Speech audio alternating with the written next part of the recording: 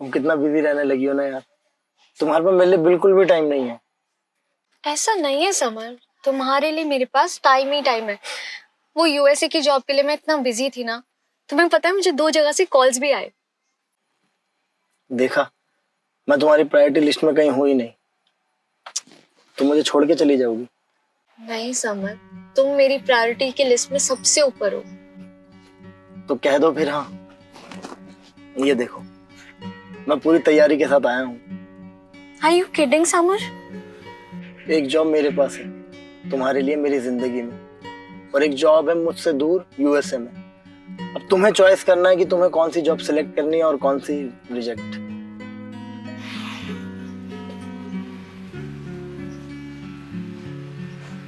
मुझे ये जॉब जिंदगी भर के लिए मंजूर है।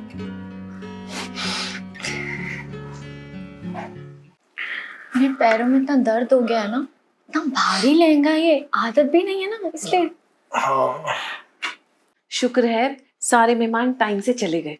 अरे तुम दोनों ने अभी तक खाना खाना शुरू नहीं किया? मम्मी जी बस आपका ही वेट कर रहे थे, आप बैठिए ना। हाँ माँ, आप बैठिए, साथ में खाना खाते हैं। बेटा तुझे तो पता ही है मैं सादा खाना ही खाती हूँ। ये हैवी खाना ना मेरे से खाया नहीं जाता, तो ऐसा करती हूँ मैं अपने लिए 2 रोटी बनाकर ले ही आती हूँ। नहीं मम्मी, आप क्यों बनाएंगी, मैं बनाती हूँ ना। आज ही तो तुम दुल्हन बनकर आई हो, आज ही तुमसे खाना बनवा लूं? तोबा तोबा, लोग क्या कहेंगे। हाँ माँ, आप फिक्र मत करिए, काजल बना देगी। जी मम्मी जी, आप बस बताइए कि आपको खाना क्या है। ऐसा कर, बिना घी की सादी रोटी बस बना दे। सब्जी तो मैं ये खा ही लूंगी, मुझसे ना ये पूरी और नान खाए नहीं जाते। ठीक है मम्मी जी।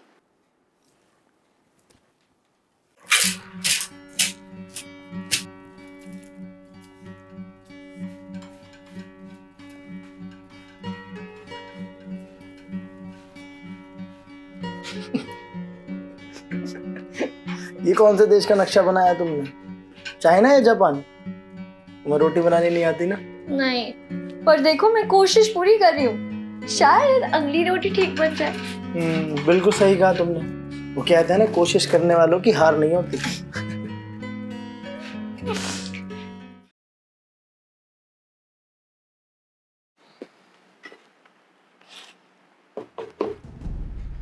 बहुत भारी गलती हो गई मेरे से। मेरे तो ना कर्म ही फूट गए हैं, जो ढंग से मुझे रोटी भी नसीब नहीं हो रही। 2 महीने हो गए इस लड़की को घर में आए हुए, पर अभी तक उसको रोटी बनानी नहीं आई। अरे माँ, मैंने आपसे कहा तो है कि रोटी बनाने के लिए रख लो कोई। बस खर्चे बढ़ाने की तरफ ही ध्यान है तेरा। पहले रोटी बनाने के लिए रख लो, फिर रोटी तोड़ कर खिलाने के लिए भी रख लो। हद हो गई है तेरी। बात सिर्फ रोटी तक की होती ना, फिर भी मैं चुप रहती, पर कोई तौर तरीका भी नहीं है तेरी बीवी को। पता नहीं क्या समझती है खुद को। मजाल है कभी जो मेरे साथ बैठकर उसने खाना भी खाया हो। हाँ भाई, कांटे लगे हुए हैं ना हम पे तो। माँ, आपको क्या लगता है कि मैं काजल को कुछ नहीं बोलता हूँ? हमारे घर का माहौल ही ऐसा बना हुआ कि हम साथ में बैठ के खाना तक नहीं खा सकते, और आप मुझे बोल रही हो? मैं काजल से रोज लड़ता हूँ इन बातों के लिए। मेरी दिन की शुरुआत लड़ाई से होती है, तो मेरे रात का अंत भी लड़ाई से होता है माँ। ये जोड़े हाथ, मेरी वजह से ना आइंदा लड़ने की जरूरत नहीं है। मैं नहीं सुनना चाहती कि मेरी वजह से मेरे बच्चे का घर खराब हो गया। तुम दोनों अपना घर संभालो, अपना तो मैं देख ही लूंगी। कैसे सीखेगी तेरी बीवी रोटी बनाना जब वो सारा दिन मोबाइल में ही लगी रहेगी। फिक्र मत करो तुम मेरी, अपनी रोटी का इंतजाम तो मैं कर ही लूंगी।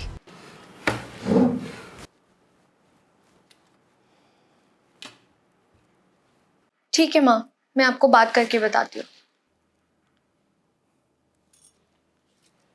सुनो, कल मम्मी ने हम सबको खाने पे बुलाया है। चली जाना तुम। चली जाना क्या होता है, हम सबको बुलाया है। इस घर में तो मेरी माँ को खाना नसीब होता नहीं है, तुम्हारे घर में मिल जाएगा क्या? हम फिर से वही बात कर रहे हैं। मैं खाना बनाती तो हूँ, लेकिन अगर मम्मी जी को पसंद नहीं आता तो इसमें मेरी क्या गलती है। 2 महीने हो गए हमारी शादी को। अरे तुमसे एक सिंपल सी गोल रोटी नहीं बनती यार। हाँ, नहीं बनानी आती मुझे परफेक्ट रोटी, लेकिन बनाती तो हूँ ना। अनोखा काम कर रही हो क्या? सारी औरतें करती है, मेरी माँ करती है, तुम्हारी माँ करती है। और खाने का भी छोड़ो यार, तुमने मेरी माँ के साथ सुबह बैठ के कभी नाश्ता तक किया है? टाइम स्पेंड किया कभी मेरी माँ के साथ? नहीं किया। पता है क्यों?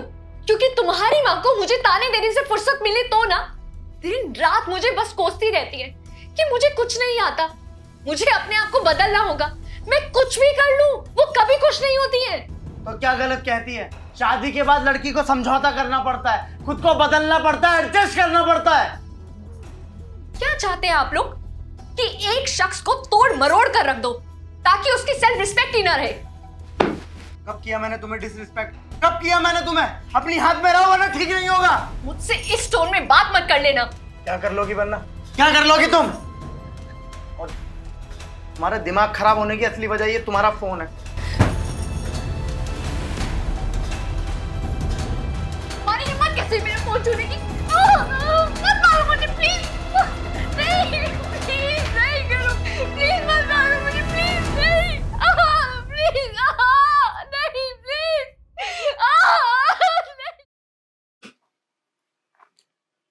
मैं रोटी बनाने जा रही हूँ, तुम्हारी कितनी बनानी है? और हाँ, जब खाना बन जाएगा आकर टेबल पर लगा देना। मम्मी जी आप रहने दीजिए, मैं बना दूंगी, बस थोड़ा सा ही काम बाकी है। तुम्हारा ये तमाशा तो चलता ही रहेगा। बताया मेरे बेटे ने कि तुम ऑनलाइन काम करने लग गई हो, बस यही कसर तो रह गई थी। अब सब कुछ कर सकती हो, बस ढंग से रोटी नहीं बना सकती। सच कह रही हैं आप, मेरी जिंदगी तो गोल रोटी के दायरे तक ही रह गई है। आप एक बात बताइए, आपको क्या इनसिक्योरिटी है मुझसे? शादी से पहले समर मुझे बहुत समझते थे, लेकिन शादी के बाद आपकी बदौलत मेरी ये गलतफहमी भी दूर हो गई है। आपका बेटा ऐसा नहीं था जैसा अब है। एक हल्की सी ठोकर लगने पर भी मेरा इतना ख्याल रखते थे। आज वही इंसान मेरे दिल, दिमाग, यहां तक कि मेरे जिस्म पर ना जाने कितने निशान छोड़ता है। मुझे माफ कर दे मेरे बच्चे, आइंदा मैं तेरे से कभी नहीं पूछूंगी तू क्या कर रही है।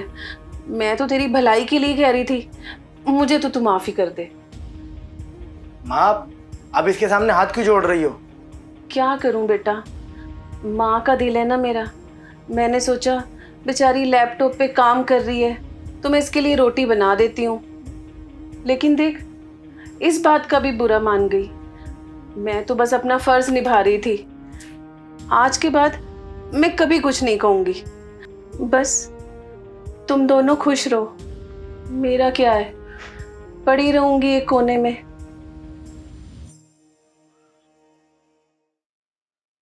क्या कहा तुमने माँ से? कुछ नहीं कहा है मैंने। सारे फसाद की जड़ ये लैपटॉप है। जब तक ये इस घर में रहेगा ना, ये सब चलता रहेगा। छोड़ो मेरा लैपटॉप प्लीज। नहीं मिलेगा। लैपटॉप तो मत करो प्लीज।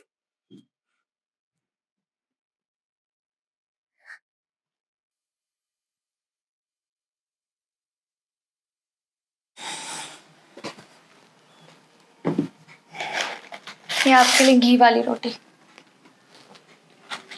आपके लिए सिंपल रोटी। अरे वाह, आज तो बहुत ही बढ़िया रोटी बनाई है तुमने। सच में आज तो बड़ी ही सुंदर गोल रोटी बनाई है। माँ, मैं कहता था ना, काजल बड़ी समझदार है, आहिस्ता आहिस्ता सब कुछ सीख जाएगी। हाँ भाई, आज तो दिल खुश कर दिया। आ ही जाते हैं वक्त के साथ साथ सब कुछ। आपने बिल्कुल ठीक कहा है मम्मी जी, वक्त सब कुछ सिखा देता है, और शायद मैं भी आज सीख गई। और हाँ, ये आपके लिए।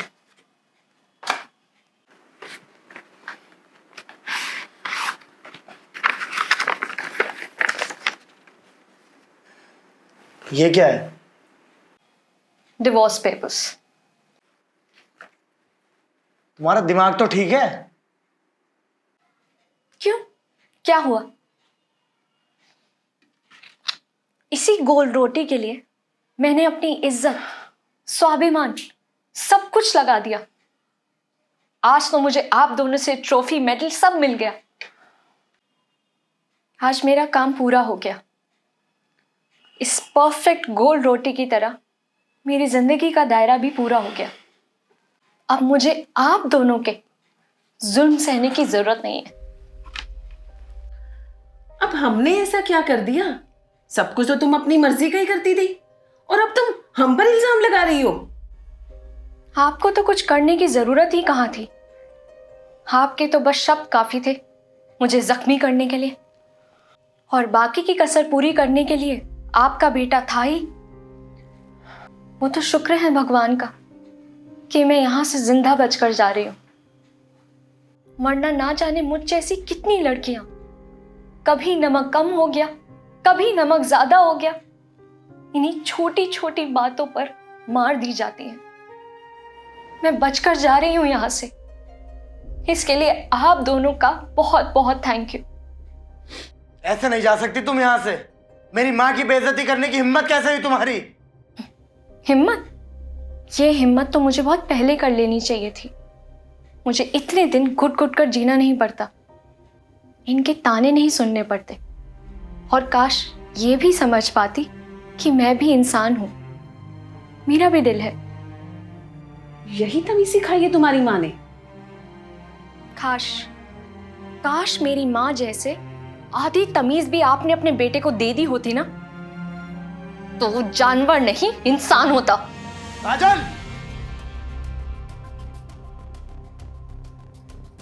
आइंदा से ऐसी हिम्मत मत कर देना, वरना हाथ मेरा भी उठ सकता है। शर्म आती है तुम्हें? हाथ उठाओगी अब तुम? पहल आपके बेटे ने की है। कुछ तो सिखाया होता आपने अपने बेटे को कि औरत पर हाथ उठाने वाले को मर्द नहीं नामर्द कहते हैं। तुम जैसे गिरे हुए मर्दों को शादी रास नहीं आती है तो तुम्हें शादी करनी ही नहीं चाहिए। कभी जेल की हवा खाओगे ना, तब तुम्हें पता लगेगा कि घर की रोटी गोल हो या ना हो, वो घर की रोटी ही होती है। उसे एक औरत बहुत मोहब्बत और एहसास से बनाती है, इसलिए उस रोटी और उसको बनाने वाली की इज्जत करनी चाहिए।